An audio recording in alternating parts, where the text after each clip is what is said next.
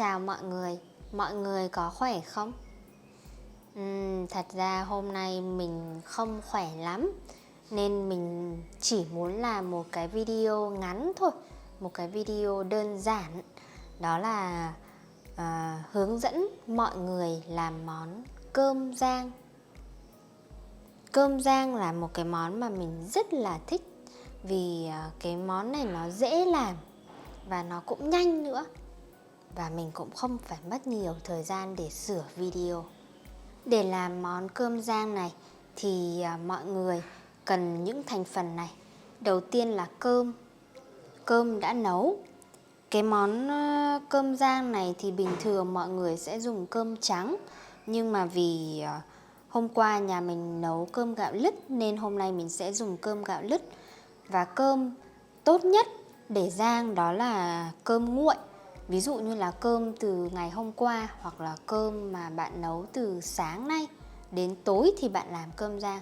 Thì khi đó cái hạt cơm nó sẽ khô đó, và nó không bị ướt. Thì mình làm cơm rang là các hạt nó sẽ tách rời nhau, nó sẽ tơi ra thì nó ngon hơn. Ở đây là khoảng 2 chén cơm đó. Tiếp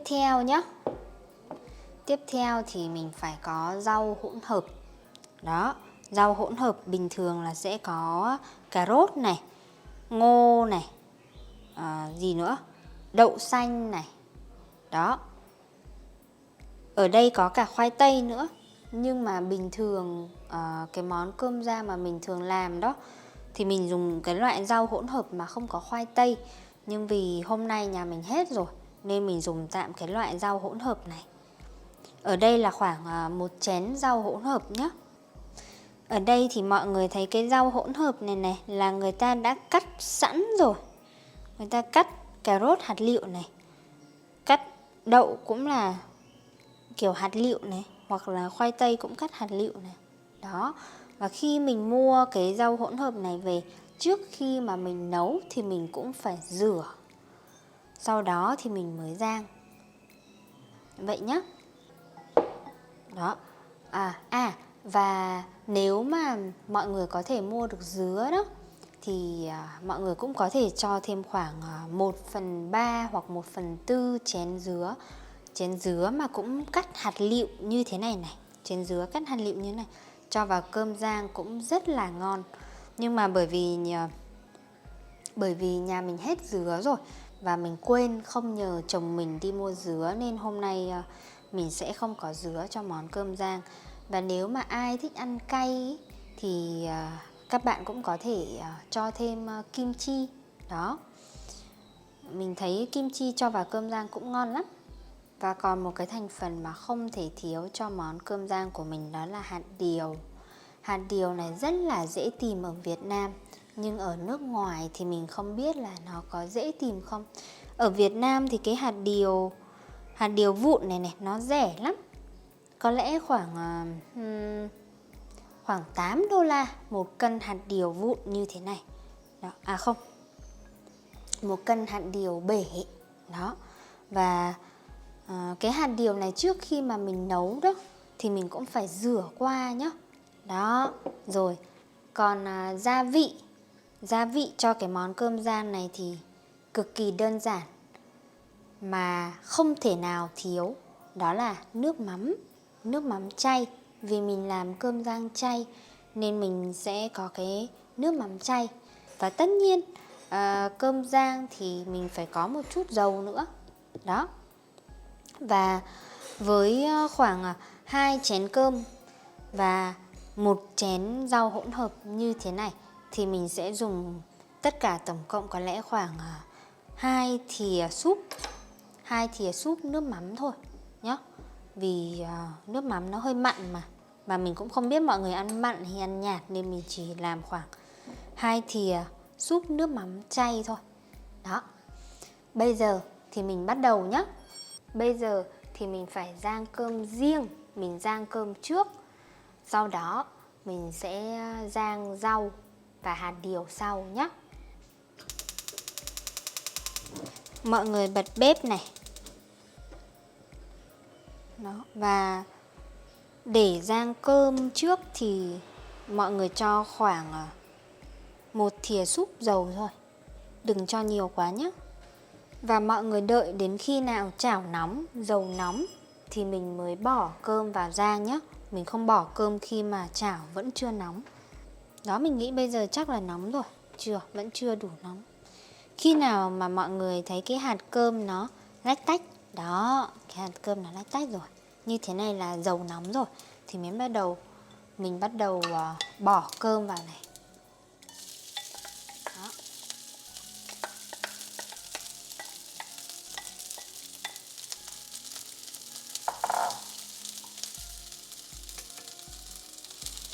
Một điều rất quan trọng khi mà mọi người rang cơm đó là khi mà các bạn bỏ cơm vào trong chảo đó, thì mọi người phải để cơm như thế này trong khoảng 30 giây hoặc 1 phút rồi mình mới đảo nhé.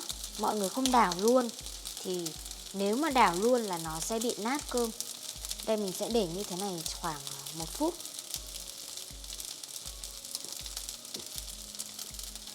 Đó, 1 phút rồi thì bây giờ mình đảo cơm, đảo đều tay để cho những cái hạt cơm này nó không bị dính vào nhau. Đó. Và mọi người nhớ là khi mà mình rang cơm ấy thì mình để lửa vừa, lửa hơi lớn một chút. Đừng để lửa nhỏ nhé. Nếu mà để lửa nhỏ thì nó sẽ bị nát. Mọi người nhớ đảo đều tay này. Mình chỉ đảo như này trong khoảng 2 phút hoặc 3 phút thôi. Đảo đều tay nhé. Cái chảo mà mình dùng ấy, nó là chảo gang, thế nên là nó giữ nhiệt rất là tốt. Mình làm cơm rang với cái chảo này rất là nhanh. Nhưng mà nếu mà mọi người dùng cái chảo chống dính bình thường đó thì nó lâu hơn một chút. Đó. Bây giờ chắc được khoảng 2 phút hoặc 3 phút rồi đấy. Thì mình nhỏ lửa nhé. Mình nghĩ là mình cho hơi nhiều dầu, nên có lẽ mọi người chỉ cần cho khoảng 1/2 thìa súp dầu thôi, cho 2 chén cơm nhé. Vừa nãy mình để lửa lớn, mình đảo trong khoảng 3 phút. Sau đó thì mình nhỏ lửa, không là cơm sẽ bị cháy. Mình nhỏ lửa và mình đảo tiếp khoảng 2 hoặc 3 phút nữa để cho cái hạt cơm này nó săn vào. Đó.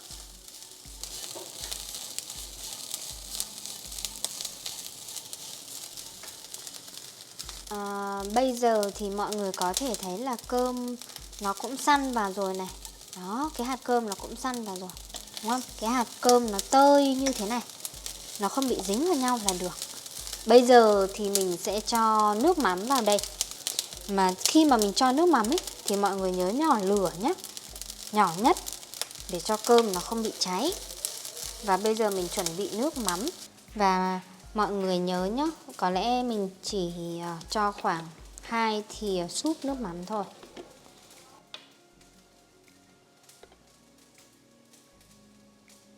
Một này,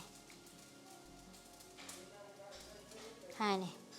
Nhưng mà mình sẽ không cho tất cả cái nước mắm này vào cơm, mình chỉ cho khoảng 2/3 thôi.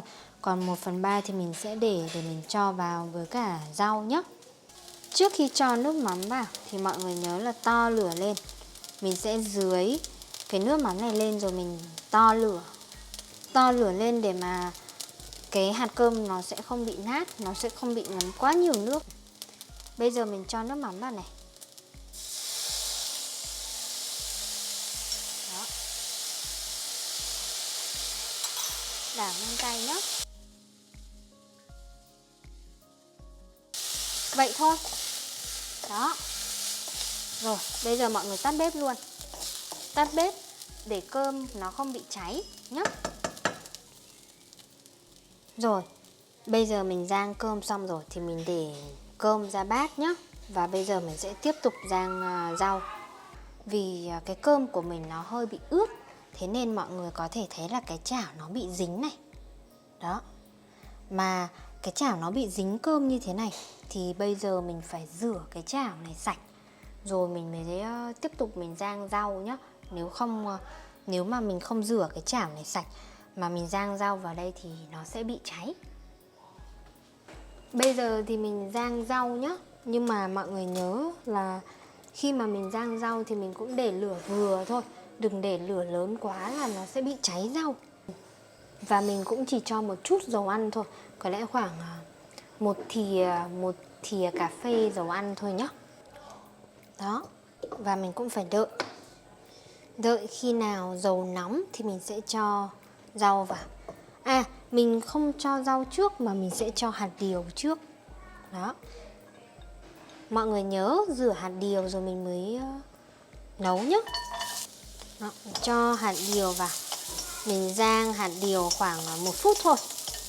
Hạt điều này họ cũng luộc trước khi mà mọi người mua về rồi, nên mình không cần rang nhiều đâu. Đó. Hoặc 20 giây, 30 giây thôi. Rồi bây giờ mình cho rau vào nhé.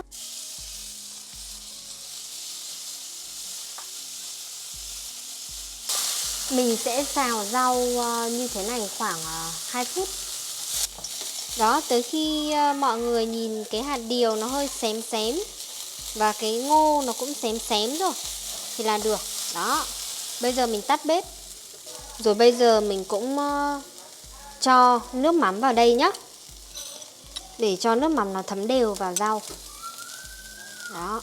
Nếu mà mọi người dùng dứa thì mọi người cũng cho dứa xào cùng lúc với cả rau nhé. Đó, bây giờ mình cho đảo đều tay này. Mọi người nhớ đảo đều nhé. Vậy là mình đã xào rau xong rồi, mình cũng rang cơm xong rồi.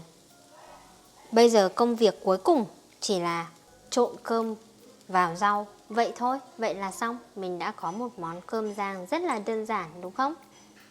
Bây giờ thì mình sẽ trộn cơm vào nhé. Bây giờ mình sẽ cho cơm vào rồi trộn đều. Đó, mình trộn đều tay này. Đó, vậy là xong rồi. Mọi người ơi, vậy là món cơm rang xong rồi. Đây. Đó, rất là nhanh đúng không? Cái hạt điều của mình nó hơi bị cháy một chút.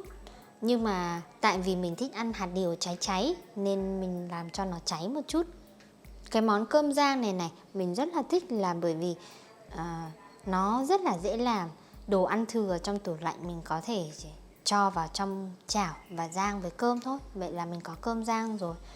Thành phần của nó thì có thể là bất cứ cái gì đó mà bạn muốn. Bây giờ thì mình ăn thử nhé.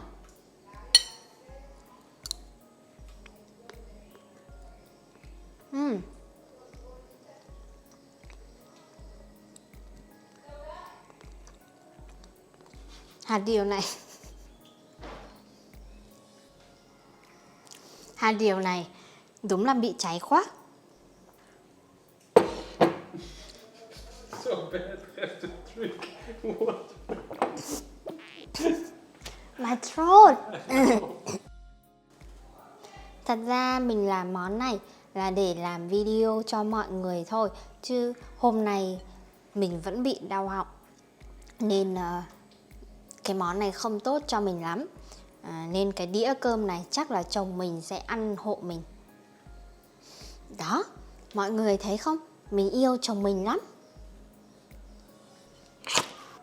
Cảm ơn mọi người đã xem video này và chúc mọi người thành công với món cơm rang.